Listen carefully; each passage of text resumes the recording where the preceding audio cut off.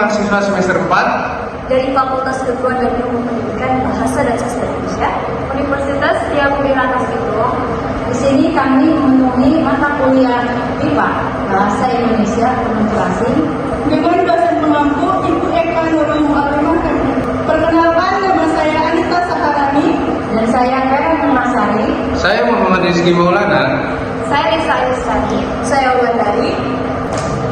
Di sini kami akan menjelaskan tentang B1. Nah, untuk kalian yang belum tahu bahwa dalam MIPA itu ada beberapa tingkatan. Yang pertama, A1, A2, B1, B2, C1, C2. nah, kami kelompok 3 akan menjelaskan tentang MIPA B1.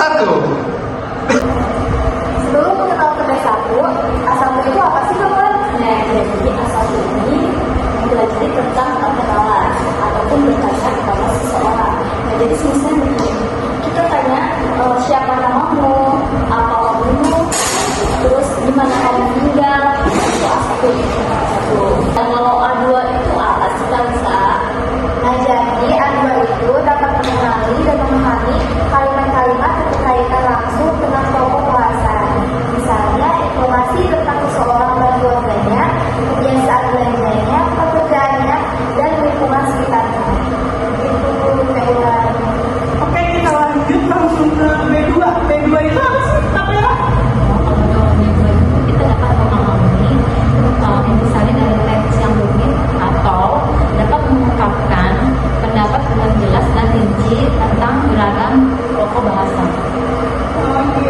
Jadi kalau satu itu apa? Nah, kalau C1 itu kita dapat memahami teks yang lebih panjang dan rumit, serta kita bisa menangkap makna yang terdapat di dalam teks itu. Dan C1 itu membahas tentang kita yang dapat spontan dan lancar untuk mengungkapkan sebuah pendapat tanpa sering terlihat kesulitan. Jadi kita udah bisa berpendapat sendiri tanpa kesulitan. Nah, yang terakhir itu kita ada C2. C2 itu apa sih, Kak ini? Nah, untuk C2, teman-teman semua pasti sudah mengetahui karena C2 merupakan tingkatan terakhir dari MIPA. Yang mana C2 itu pasti sebagai peserta didik itu bisa memahami dengan lebih fasih bahasa Indonesianya. Seperti tadi A1 yang hanya bisa perkenalan, A2 dan seterusnya, C1 yang sudah bisa berpendapat sendiri.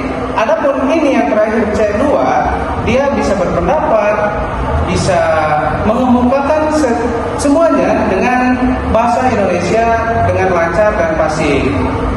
Nah, itu merupakan suatu gambaran tingkatan MIPA dari A1 sampai C2. Mungkin untuk tingkatan dari A1, A2, B2, C1 dan C2 sudah mempunyai gambaran.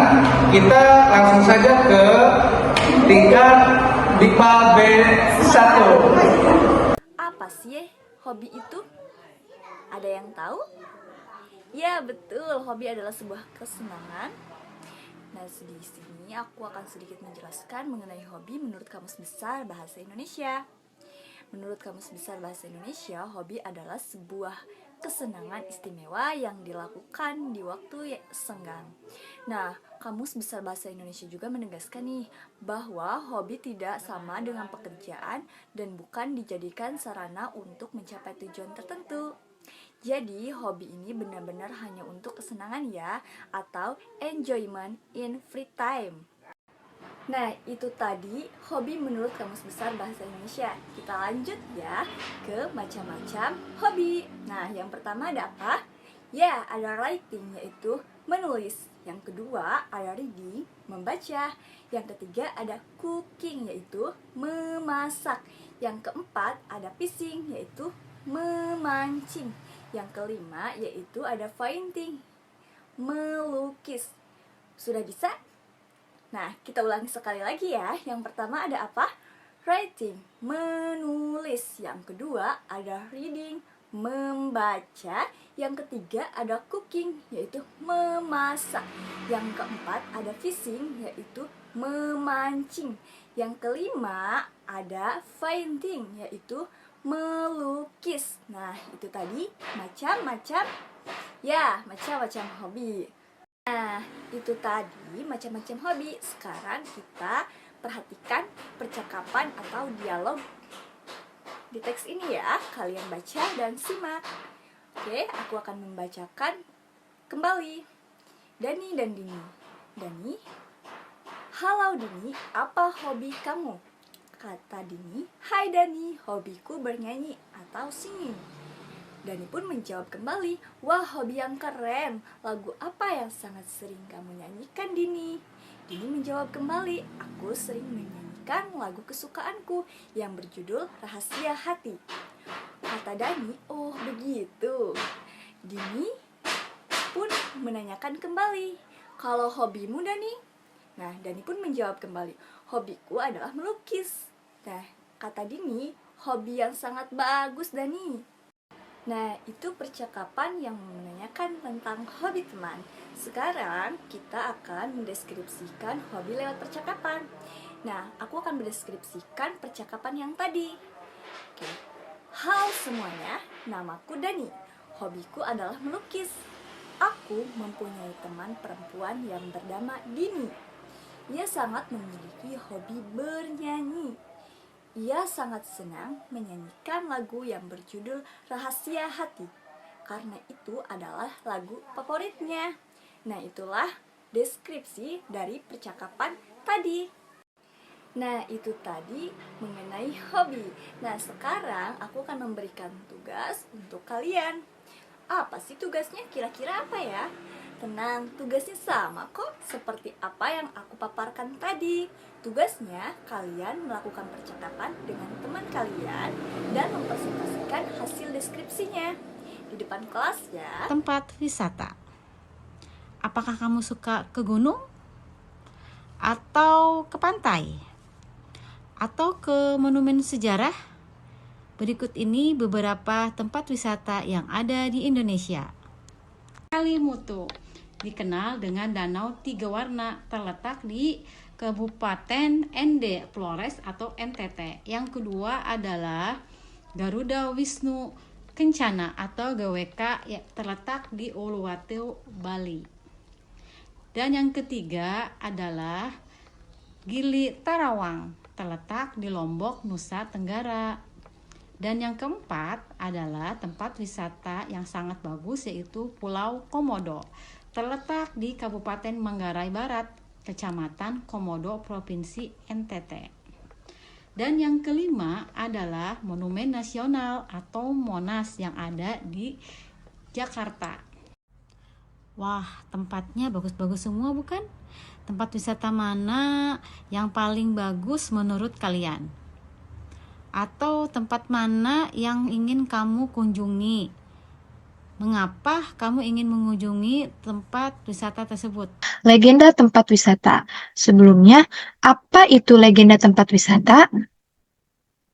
Ya, betul. Adalah cerita rakyat pada zaman dahulu yang ada hubungannya dan peristiwa sejarah. Nah, di sini ada tempat wisata yang mengingatkan legenda di Indonesia.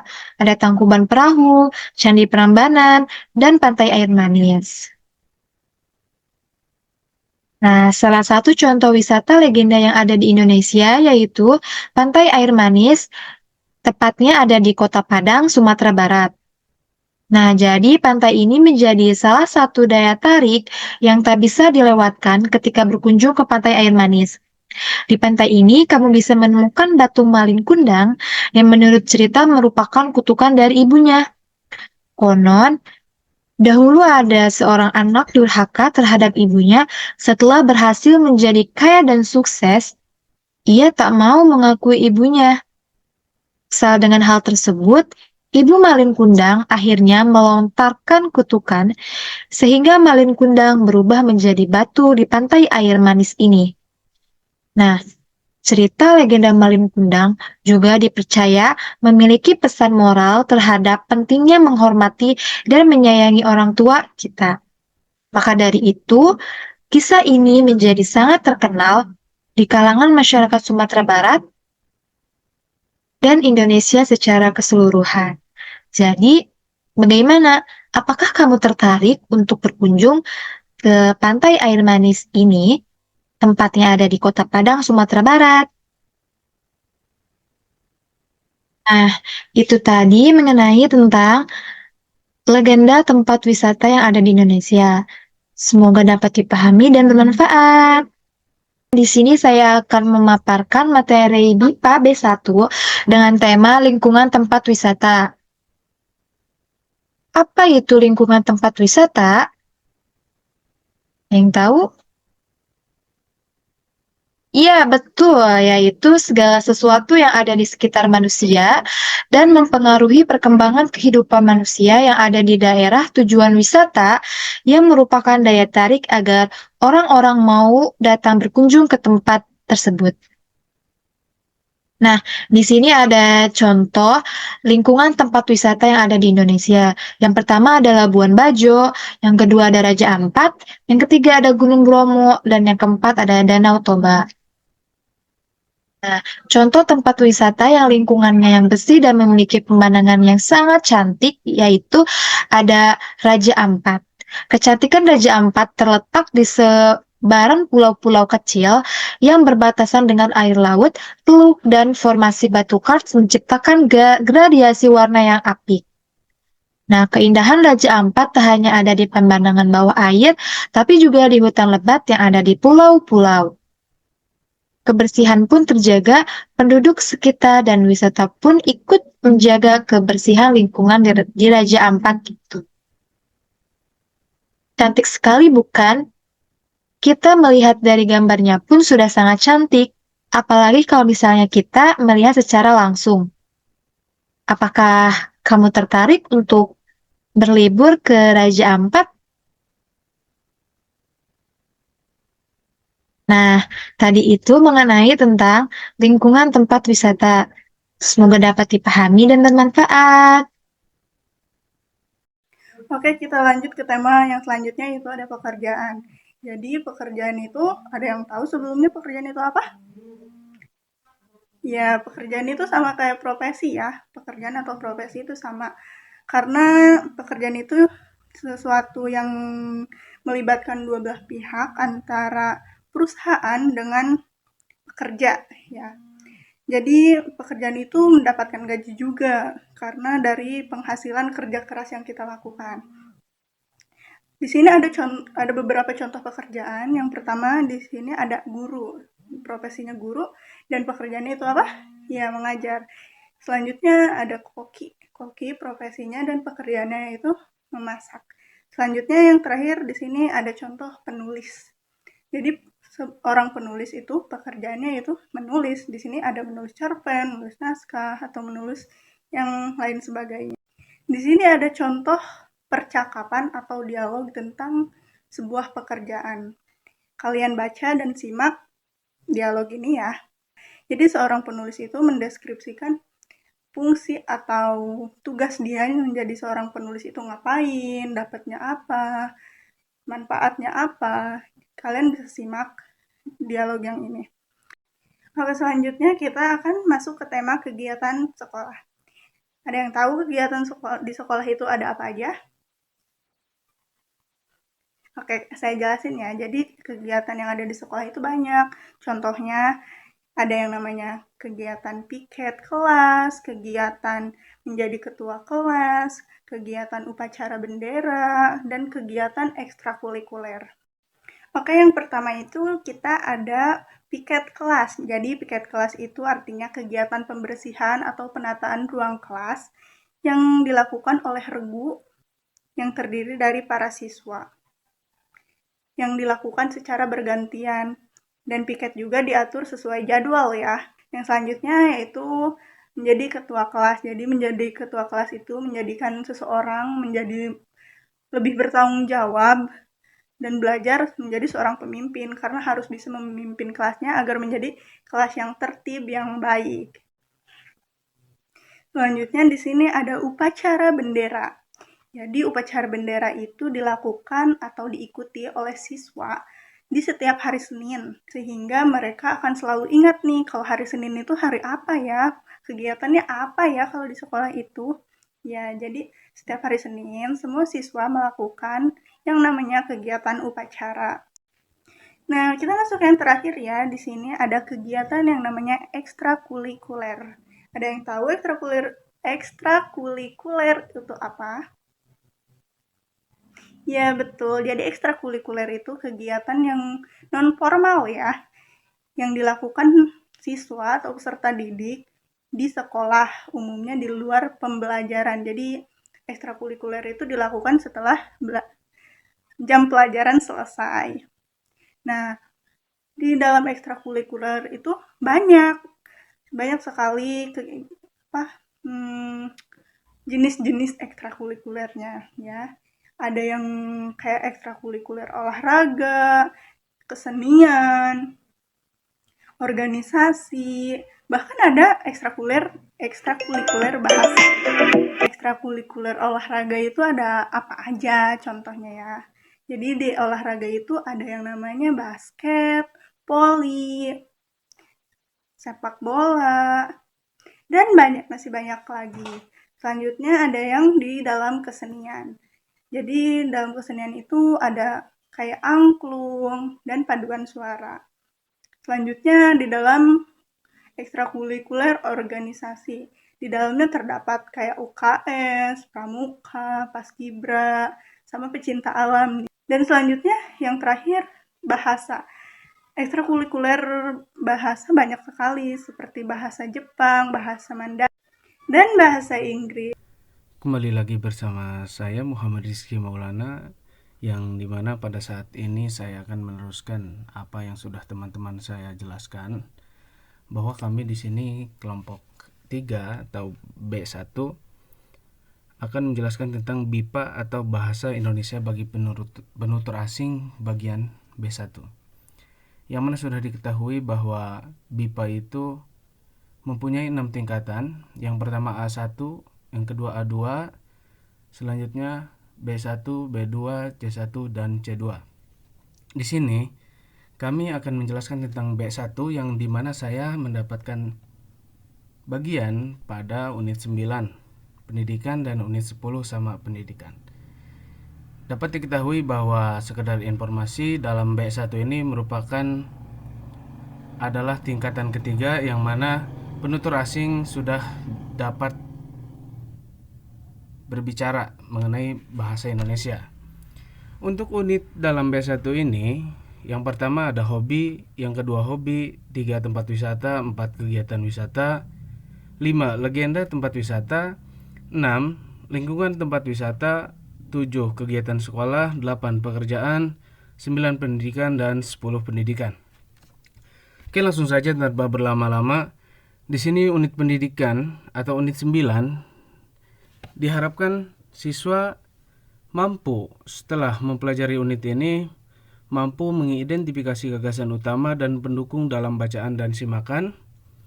Yang kedua, mengidentifikasi makna kosakata dan ungkapan sesuai dengan konteksnya dalam bacaan dan simakan.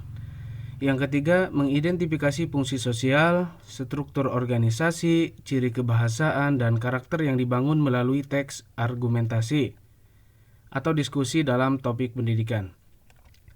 Yang keempat, siswa diharapkan mampu untuk bercerita satu masalah pendidikan dalam bentuk teks argumentasi atau diskusi dengan struktur organisasi dan ciri kebahasaan yang baik. Dan yang terakhir, siswa diharapkan mampu untuk menulis sebuah teks argumentasi atau diskusi tentang pendidikan dengan menggunakan struktur teks dan ciri kebahasaan teks argumentasi atau diskusi yang tepat. Nah, sebelum lanjut kepada materinya, kita harapkan untuk kepada siswa ditujukan untuk mempelajari kosakata berikut. Nah, untuk kosakatanya ada bimbingan dan konseling, SMK atau sekolah menengah kejuruan, selanjutnya melanjutkan, lulusan, ujian negara, IPA atau ilmu pengetahuan alam, IPS atau ilmu pengetahuan sosial, dan tauran. Nah, diharapkan penutur asing harus mengetahui atau mempelajari kosakata ini. Karena apa? Karena kosakata ini berhubungan atau berkaitan dengan yang namanya pendidikan. Oke, selanjutnya. Yang pertama, di dalam unit pendidikan ada yang namanya menyimak. Penutur asing tersebut, karena memang dia itu berbeda-beda, mereka berbeda-beda, kita arahkan untuk menyimak gambar. Di sini ada 2 gambar. Setelah mereka menyimak, harus menjawab pertanyaan. Pertanyaannya ini, apa kamu tahu kedua gambar di atas? Diharapkan mereka mengetahui apa saja, misalkan mereka melihat ada yang otomotif karena lagi merakit-rakit. Terus di sini ada kayaknya kegiatan belajar mengajar. Yang kedua, kira-kira siapa mereka yang ada di dalam gambar ini? Apa yang sedang mereka lakukan? Manakah kegiatan yang menarik untuk mereka? Nah, setelah menyimak gambar, mereka pasti adalah gambaran-gambaran di dalam pikirannya itu mengenai gambar yang kita sediakan di sini. Nah, setelah itu kita beranjak kepada membaca, yang mana di sini disediakan bacaan. Di sini terlihat gambar handphone atau telepon genggam dicoret, berarti tidak boleh menggunakan HP ataupun membawa HP. Nah, untuk di sini, untuk menjawab pertanyaan yang ada di sini, apakah kamu tahu arti tanda pada gambar di atas? Apa arti tanda pada gambar di atas? Di mana saja kira-kira kamu dapat menemukan gambar di atas atau yang gambar ini? Penutur asing tersebut bisa kita arahkan.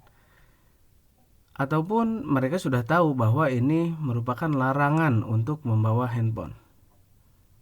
Berarti pertanyaan 1 dan pertanyaan 2 mereka sudah mengetahuinya. Nah, untuk menjawab pertanyaan 3, kita sediakan cerita di dalam sini. Misalkan di sini ada cerita HP dan sekolah. Pelarangan membawa HP ke sekolah menuai pro dan kontra di kalangan siswa. Karena apa? Bagi mereka yang setuju terhadap pelarangan ini ada 2 alasan. Yang pertama, mereka menganggap bahwa HP itu mengganggu konsentrasi belajar, sebab tidak jarang siswa bermain game atau SMS-an ketika sedang belajar. Akibatnya siswa tidak memperhatikan pelajaran dan nilai menurun.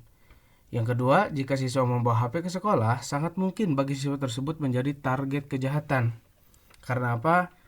Banyak sekali orang-orang yang mungkin mengincar HP-nya tersebut. Jadi, tidak menutup kemungkinan bahwa saat membawa HP ke dalam lingkungan sekolah, HP itu bisa hilang ataupun entah kemana. Oke, yang selanjutnya. Sebaliknya ada siswa yang setuju misalkan. Nah, siswa yang tidak setuju dengan pelarangan membawa HP juga ada 2 alasan. Yang pertama, HP dapat membantu kegiatan belajar. Misalnya, HP dapat digunakan untuk mencari sumber-sumber pengetahuan yang dapat membantu belajar. Selain itu, HP juga bisa menunjang selama pembelajaran berlangsung. Oke, lanjut ke unit 10, masih dalam pendidikan. Untuk ininya sama, bahwa siswa diharapkan mampu untuk mengidentifikasi gagasan utama dan mendukung dalam bacaan dan simakan.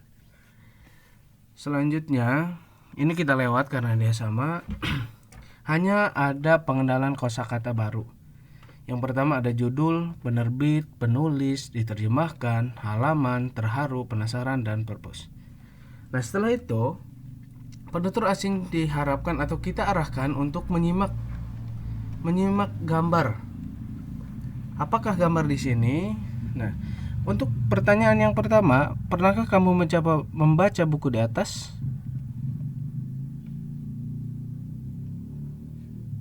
Yang kedua, jika belum pernah, apakah kamu ingin tahu ceritanya?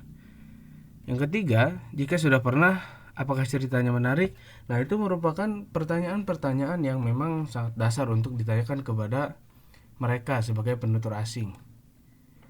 Kenapa? Karena dengan memberikan pertanyaan seperti ini, nantinya untuk yang belum pernah dia akan mencoba untuk membacanya, yang sudah pernah, mereka akan membacanya kembali untuk menegaskan apakah ceritanya menarik ataupun tidak.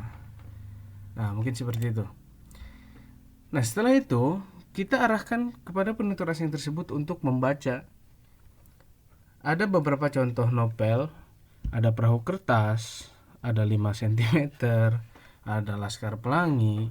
Nah, untuk itu penutur asing diharapkan membaca salah satu buku, atau kita nanti contohkan ke depannya untuk ini nih. Nantinya, apakah kamu pernah membaca buku-buku di atas? Nah, ini merupakan pertanyaan yang kita ajukan kepada sang penutur asing. Nah, kira-kira buku manakah yang paling menarik? Mengapa? Jadi nanti si penutur asing tersebut dapat mengumpulkan pendapatnya, tentunya dalam bahasa Indonesia, sehingga mereka bisa terlatih untuk mengemukakan pendapatnya atau berargumen dengan bahasa Indonesia. Ini merupakan pertanyaan yang sangat bagus. Buku manakah yang tidak menarik untukmu dan alasannya? Yang kedua, yang paling menarik. Yang ketiga, yang tidak menarik. Mungkin setiap orang berbeda-beda. Nah, kita kasih contoh. Di sini ada buku Si Gemblong. Nah, nantinya penutur asing ini dapat mendeskripsikan seperti ini contohnya. Buku ini berjudul Si Gemblong dan dikarang oleh Rizky Nur Afifa. Buku ini diterbitkan oleh Zetu di Jakarta. Halaman buku ini berjumlah 107 halaman. Buku ini bercerita tentang seorang anak yang bernama Gemblong yang kurang percaya diri karena penampilan fisiknya. Dia bersahabat dengan seorang temannya yang bernama Angela dan seorang siswa yang selalu membuatnya menderita di sekolah bernama Britney. Ada banyak hal jelek yang Britney lakukan kepada Gemblong dan Angela, namun mereka tetap baik kepada Britney. Kebaikan mereka membuahkan hasil sebab pada akhir cerita Britney meminta maaf kepada mereka dan akhirnya mereka menjadi teman. Hal yang bagus dari novel ini adalah pesan positif yang disampaikan kepada pembaca dalam hal persahabatan. Meskipun demikian, latar yang dimunculkan adalah latar kalangan atas yang mungkin tidak bisa dipahami oleh semua pembaca, sehingga novel ini tidak cocok untuk dibaca semua kalangan. Nah, yang pada akhirnya setelah mempelajari